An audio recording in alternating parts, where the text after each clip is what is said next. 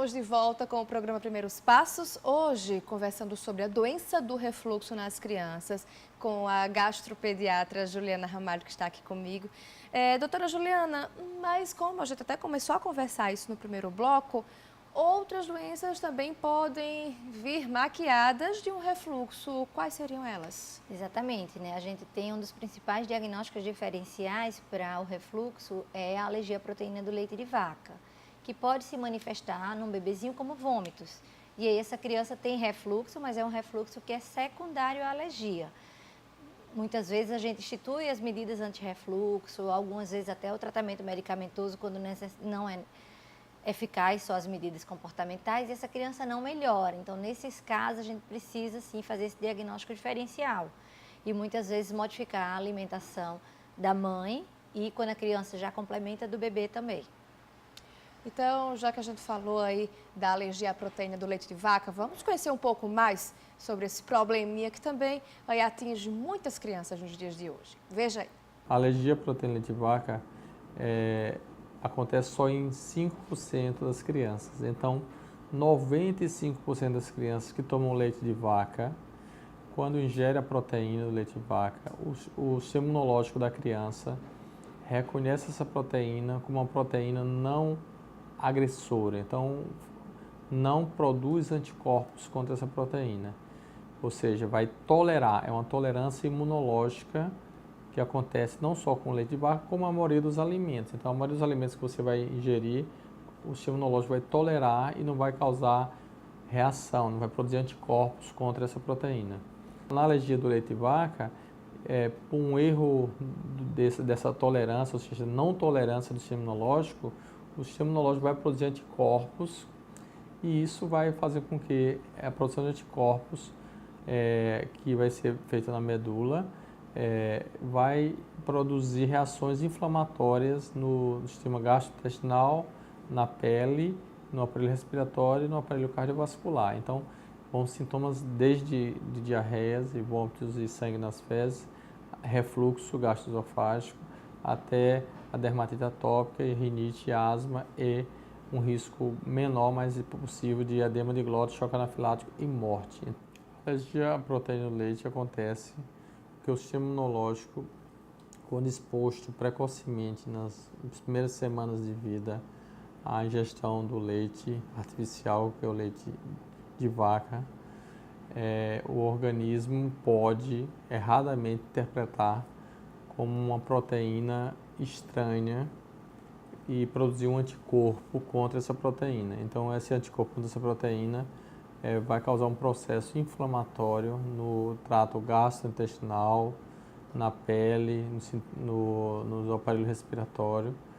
Isso pode causar sintomas desde náuseas, vômitos, diarreia, sangue nas fezes, até urticária, dermatite atópica, rinite, tosse, chiado, até pode evoluir para um edema de glótis, um choque anafilático. Então, é uma reação desproporcional, exagerada à ingestão de leite.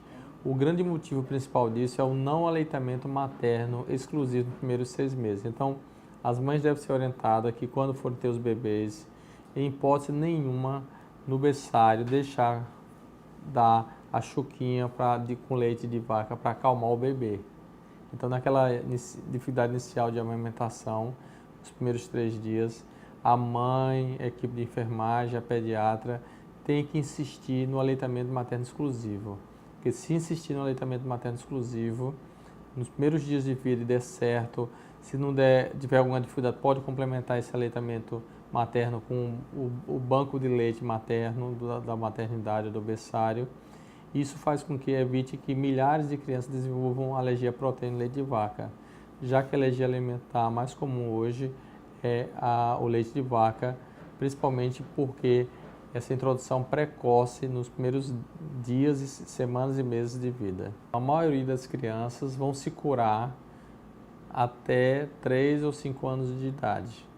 Então, a mãe fica tranquila, porque fazendo o acompanhamento correto com um leite substituto, a criança vai adquirir tolerância imunológica e de uma hora para outra vai desaparecer.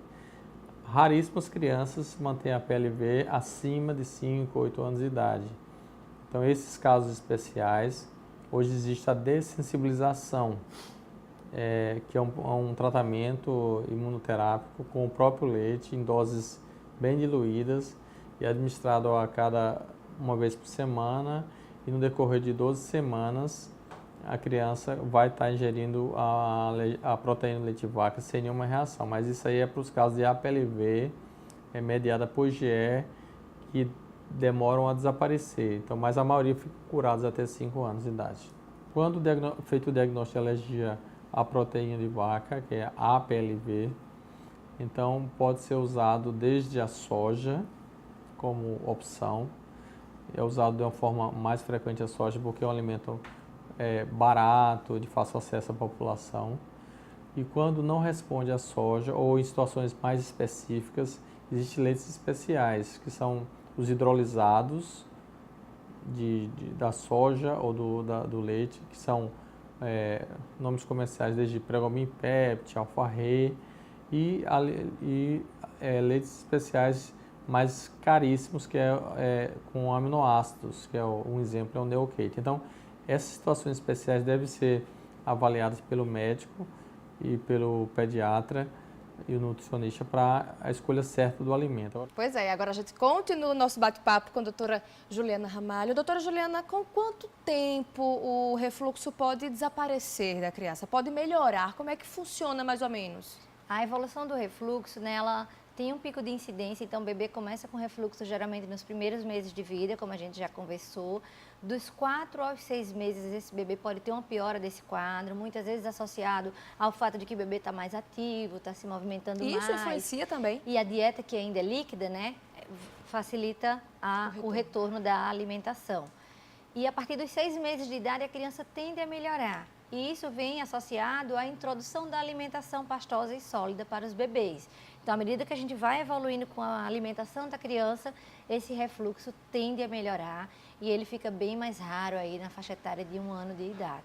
Pode acontecer em crianças maiores, mas a principal faixa etária acometida é essa. Com que idade o sistema digestivo da criança já está amadurecido para ter uma rotina convencional das pessoas, da rotina de alimentação convencional? Geralmente, a partir dos 6 meses, né, a gente já começa a observar uma maturação melhor do sistema digestório, mas realmente cerca de 1 ano de idade, que quando a criança realmente começa a fazer a alimentação junto à família, a alimentação já mais próxima à alimentação da família, que o sistema digestório está mais maduro. Tanto do ponto de vista, né, das válvulas, quanto a questão das alergias também. Então, a gente evita das crianças terem contato com alimentos que possam ser alergênicos muito precocemente, né? Então, aquela mãe que gosta... Tem algumas mães que a gente observa que gostam de introduzir alimentação para o bebê no primeiro, no segundo mês de vida, e isso é extremamente contraindicado, porque o sistema digestivo da criança ainda é muito imaturo. Então, isso realmente pode ter mais dificuldades para digerir. Exatamente. Doutora Juliana, o refluxo em algum momento pode estar associado às cólicas, por exemplo, às cólicas que as crianças têm nos Às primeiros vezes meses confunde, de vida? na verdade, não está associado diretamente à cólica, mas como o refluxo ele pode se manifestar como dor, que é a dor secundária à inflamação do esôfago, a gente pode acreditar ou confundir que aquilo ali é uma cólica, onde na verdade o bebê está sentindo a dor do refluxo. A cólica ela é mais comum a partir do primeiro mês de vida, né? E também ela é secundária à imaturidade do sistema gastrointestinal.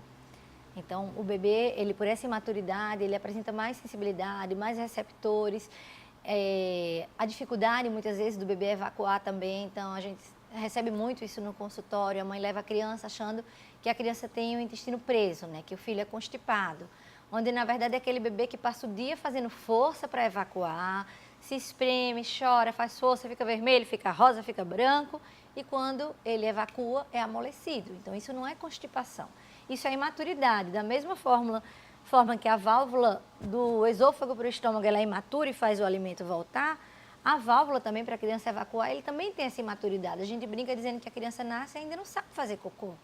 Então ela faz força, faz força, faz força, e isso causa desconforto, causa dor e causa muita angústia para os pais também, né? E isso tudo é uma questão de imaturidade do sistema gastrointestinal. E aí a gente tem que ter cuidado, porque muitas vezes confundido com patologias. E pode até, né, na hora do calor, na hora do problema, ser medicado de maneira incorreta. Os pais precisam ficar atentos, né, Exato. a isso. Enfim, vamos falar agora sobre a medicação. Crianças tão pequenas, às vezes com 2 meses, elas devem tomar medicação para tratar o refluxo? Em casos selecionados, sim. Né? Então, sintomas como a gente estava falando, que tem um baixo ganho ponderal, ou a criança que sufoca, a criança que sente dor para deglutir, que está evitando o alimento porque está sentindo dor, em alguns casos a gente precisa medicar. Mas eu sempre enfatizo, a medicação isolada, ela não resolve o problema do refluxo. Então, se a gente fizer a medicação e não fizer todas aquelas medidas que a gente fala, dietéticas e comportamentais, que é a postura da criança, a elevação do berço, o fracionamento da dieta, quando a criança já é maior, a gente começa a evitar alimentos que possam piorar o refluxo, que possam lentificar o esvaziamento gástrico, que são alimentos gordurosos, achocolatados, alimentos condimentados. Que isso é uma dica importante, principalmente para as crianças acima de 6 meses, que Exatamente, já começam a se alimentar. Então, a medicação isolada, mesmo no adulto, ela não resolve sozinha o refluxo. Eu preciso das medidas dietéticas, das medidas comportamentais. Em casos selecionados, eu preciso entrar com a medicação, mas não são em todos os casos. Doutora Juliana, e qual seria o momento dos pais terem bom senso e pensarem, não, vamos parar de medicar, vamos ver se ele evoluiu, se ele já sobrevive bem sem a medicação? Isso daí geralmente é visto em associação com o pediatra. Né? Então, aquela criança Cada que já caso é está um. assintomática, que já está ganhando peso bem, que ainda regurgita uma vez ou outra, mas que não tem mais os sintomas do refluxo, essa criança é uma candidata a gente tentar tirar a medicação. Então, muitas vezes isso é feito de forma paulatina. A gente não chega e tira a medicação de uma vez. A gente tira uma dose, observa como a criança fica, tira outra dose, para ter segurança de que essa criança vai ficar bem. Mas isso realmente é caso a caso. Doutora Juliana, e a criança pode ficar fazendo o tratamento até quanto tempo, mais ou menos? Isso é mais uma questão mesmo de consultório, que aqui a senhora isso na consegue verdade observar. varia bastante. Tem criança que toma 1 mês e já melhora, tem criança que precisa tomar medicação 2, 3 meses, e tem criança que às vezes as crianças mais graves ou aquelas crianças com outras patologias associadas, como a gente conversou, os neuropatas, os cardiopatas, crianças que têm probleminhas no pulmão, que também o refluxo pode exacerbar uma asma, um cansaço, né? Então, essas crianças a gente acaba tendendo a precisar medicar por um período mais prolongado. Isso é bem individualizado. Existem casos de cirurgias? Na faixa etária pediátrica também é extremamente raro, né? Então, crianças saudáveis muito raramente vai ser indicado fazer uma cirurgia anti-refluxo, a não ser que tenha alguma malformação anatômica que esteja predispondo àquela condição. Então, às vezes a criança pode nascer com alguma malformação, pode nascer com, a gente chama de hérnia, que é a mesma coisa que tem no adulto, que é, aqui a gente tem o esôfago, abaixo o estômago e tem esse esfíncter que leva o esôfago para o estômago. Então, a hérnia nada mais é do que uma abertura nesse esfíncter que faz com que o conteúdo do estômago fique acima da parte do diafragma. E isso daí predispõe ao refluxo. Então, nesses casos, a gente pode precisar de uma cirurgia. Mas em um refluxo simples, é extremamente incomum a gente chegar ao extremo de uma cirurgia. Agora, com algumas patologias associadas, não. É mais fácil. É isso. Então, vamos mudar um pouco a faixa etária, vamos para as crianças um pouquinho maiores. Também pode ocorrer o refluxo em crianças um pouco maiores? Pode ocorrer o refluxo e a gente ultimamente tem, na verdade, alertado muitos pais sobre isso. Né? A gente ultimamente tem uma epidemia de obesidade, isso daí favorece muito o refluxo. Então, crianças que são obesas, crianças que não seguem uma alimentação saudável, né? Aquelas crianças que comem muito fast food, refrigerante, comida muito gordurosa. Então, essas crianças, elas são sérias candidatas a apresentar refluxo e até gastrite. Muitas vezes os pais, nossa, mas meu filho pode ter gastrite? Pode. Então, cada vez mais a gente percebe as patologias que antes a gente via só na faixa etária adulta acometer crianças por causa do estilo de vida que a gente vem levando. Que também já é um sinal bastante semelhante aos adultos, né? Aí são os sintomas comportamentos bem parecidos com os dos adultos, né? Os sintomas já são semelhantes. Nas crianças maiores, eles já referem dor, algumas vezes tosse noturna, né? Não necessariamente eles vão exteriorizar a saída do alimento. Então, seriam mais aqueles sintomas do refluxo do adulto mesmo, que a gente no bebezinho falaria que é o refluxo oculto. É incomum a criança já maior, criança de 6, 7 anos, ficar colocando o alimento para fora na hora do refluxo. Então, são os outros sintomas.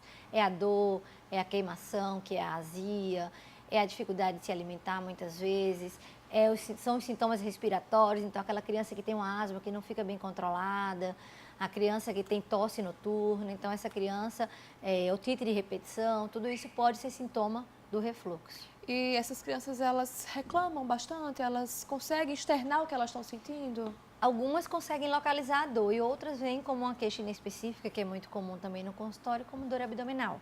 Ela não consegue localizar se a barriguinha está doendo ou se é uma queimação mais alta, né? Então, realmente precisa de uma abordagem, de uma boa anamnese para a gente poder tentar localizar onde que é essa dor.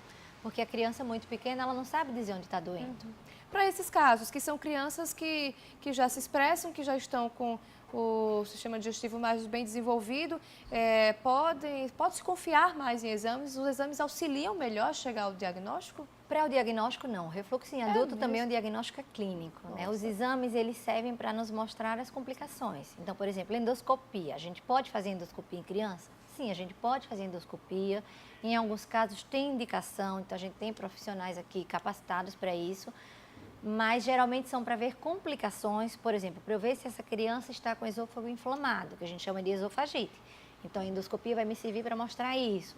Outros exames de imagem, que são os raios-x contrastados, servem para fazer o diagnóstico diferencial das malformações, que a gente conversou antes, que podem estar predispondo o refluxo que está persistindo. Mas o refluxo em si não. Mas ver o refluxo em si é um diagnóstico sempre clínico, associado a uma história clínica bem feita, há um relatório que os pais trazem para a gente, isso é muito importante, né? Então, a gente sempre pede para os pais observarem se aquela tosse é mais à noite, se aquela criança reclama daquela dor após a alimentação. Esses sinais que os pais trazem para a gente aqui ajudam a gente no diagnóstico de um refluxo, é um diagnóstico clínico. A alimentação noturna acaba sendo um pouco mais importante nos sintomas do refluxo infantil? Com certeza. É uma das nossas maiores dificuldades. São os bebês que costumam se alimentar à noite, né? Então, em criança que está em aleitamento exclusivo, que a gente fala que deve ser a livre demanda, não é que é proibido ele mamar à noite. Ele pode mamar desde que a gente deixe ele na posição elevada. Mas já as crianças maiores que persistem com esse hábito de mamar e deitar, e o que é pior, que a grande maioria dos bebês maiores, eles mamam deitado. Mamam deitado. Né? Então, essas crianças com refluxo é muito difícil da gente conseguir conduzir, inclusive com medicação. É o que eu tinha falado antes, a gente faz a medicação e não faz as medidas comportamentais, e que é difícil em bebê, então às vezes é aquela criança que tem dificuldade de progredir para a alimentação pastosa, que persiste com a alimentação líquida, aquele bebê de 1 ano, que ainda não está fazendo a alimentação junto à família, que continua só tomando leite, e aí essa criança já sente mais fome, já toma leite no volume maior, já consegue tomar leite sozinho, já toma leite deitado. Isso aí, para a gente conduzir junto a um refluxo, é bem difícil. E em relação às crianças maiores, quando elas chegam ao consultório, que vocês conversam, explica que é preciso mudar a alimentação, como elas se comportam, já que estão naquela fase de querer comer coisas mais saborosas, que não necessariamente é a verdurinha, o arrozinho mais leve, como é que vocês conduzem isso? Isso daí, geralmente, assim, a gente, na abordagem no consultório, costuma ser tranquilo, porque a criança, por mais que ela seja seletiva, ela é muito aberta à mudança.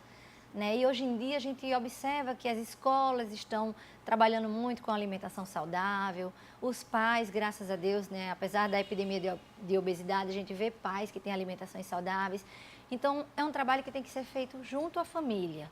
Né? Você não vai esperar que você vai comer só macarrão e batata frita e que seu filho vai comer saudável. Então, você tem que dar o exemplo, você tem que sentar o seu filho na mesa, comer junto, mostrar a alimentação, oferecer várias vezes a alimentação. Né? Então, a criança negou uma vez uma verdura, você oferece de novo, oferece a segunda, a terceira, a quarta vez. E à medida que as crianças vão comendo, vão vendo os pais comerem, na escola eles veem os coleguinhas comendo, isso daí vai estimulando a criança a ter curiosidade de provar e aceitar aquele alimento. Né? Então, isso é uma coisa que precisa ser muito trabalhado com a família. E acredito que depois desse processo de aprendizado e o processo de adaptação, fica tudo muito mais fácil. Muito mais fácil, né? Então, muitas vezes isso é um trabalho que a gente precisa ter junto à família. Ok, então, doutora Juliana, muito obrigada pelos esclarecimentos. Eu tenho certeza que ajudou bastante as mamães e os papais. Agradeço. Exatamente.